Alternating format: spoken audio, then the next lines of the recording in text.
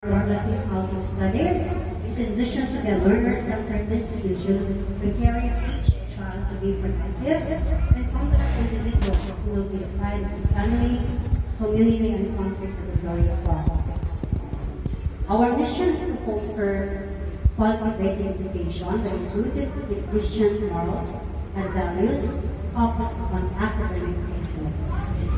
Our school outreach is train up a child the way he should go, and when he is old, he will not depart from it. So, talagang ating hubungin ang ating mga anak. No? So, para pagdating nila ay ganun pa rin sila.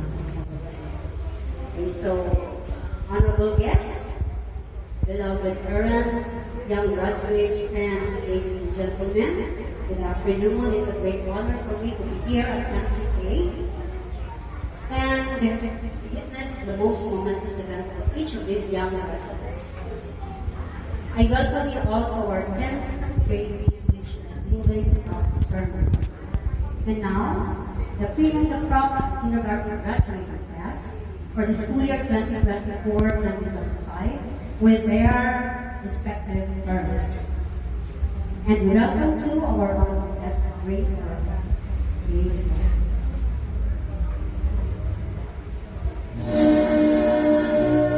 Please welcome our senior kindergarten.